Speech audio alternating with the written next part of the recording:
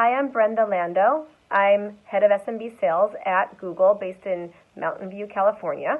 I've been with Google for over 13 years, and during this time I've held positions in New York City, Buenos Aires, Mexico City, and now here in California. Just in case there are any doubts about that, there's my flag. The highlight of this journey was moving to Mexico City, packing up my suitcases and just setting out to see what there was and take advantage of the rapid growth happening in that country, in that city back in 2015. And one of the things that actually I tell anybody who asks for career advice is to follow the growth. I'm a big believer in that. So if you follow the growth, usually success will come. I'm most motivated when I can get to combine my passion for building, scaling, and creating a new culture. I'm also the mom of two beautiful little girls. They're 2 and 1. We're 18 months apart, and I also have a cute pup named Maya. How do I manage my time? Well, my North Star is solving for quality of life. This is closely related to well-being, but it's not exactly the same thing. Also, it's important to note that quality of life changes over time, so it's really important to keep iterating. As a new mom, I have to prioritize my day to make sure I'm being a good parent, a good Googler, and also good to myself. Have you ever heard the phrase, put on your own oxygen mask before helping others? Well, I completely and truly believe that. I can't let any of these things slip. If I let one thing slip, everything else slips along with it. So I have my personal non-negotiables like gym time, family time from 4 p.m. until bedtime at 9. Dinner with my husband, Dan, and getting 7 hours of sleep per night. I'm also disciplined and rigorous with my work schedule. So this is cutting out early morning time to get some real hard work that requires deep thinking done. A turnaround time on emails that doesn't exceed more than a day. No meetings before 8 and no meetings after 4. A clean workspace where I can focus. And my personal favorite hack, which is the famous walk and talk, meaning that if every day I have 10 calls, I'll try and take 2 of them while walking to get some of to actually go ahead and recharge more than anything else. I empower my team to own as much exciting work as possible, as these are the best stretch opportunities for them, and this creates growth and value for the team. How do I work effectively with other functional areas? There's 3 ways that I do this. The first is I ask them directly, what are your objectives or what are your OKRs?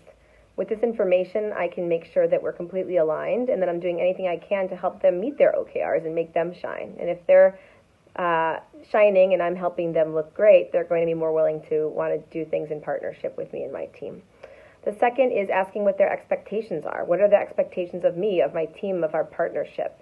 And again, with this visibility and this transparency, I'm more likely to deliver what they're looking for, and we're more likely to have a much more productive relationship. Without knowing what the expectations are, then there's no way to tell if we're on track. And this is actually the number one thing that I would say usually goes wrong. So the difference between expectation and reality is failure. So that's a good one to keep in mind.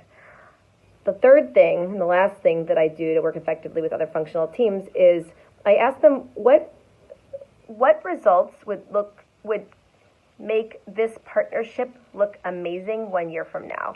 So what does great look like in 1 year? And that gets them imagining. First, nobody's probably ever asked them that before, so you'll be the first one. And that also gets them thinking about all the possibilities of what can be accomplished together with your team or with you. And so that's a really unique and powerful position to be in. And you also get to go a layer deeper than what their OKRs are and actually get to the root of how they're thinking about those OKRs and how they're thinking about their business overall. How do I create an inclusive team environment? First, I have to share my belief with you. I believe that great teams start with great people who have great intentions. From there, the must-have or the secret sauce for any successful team dynamic is psychological safety. That's easier said than done. This starts with the leader setting the tone for an open and welcoming culture. All ideas are welcome, and we can agree to disagree. Disagreeing is healthy as long as it's sitting upon a firm foundation of psychological safety. Next, I make sure that I set clear priorities that tie to the organization's vision and mission. This helps each contributor feel that they're part of something bigger.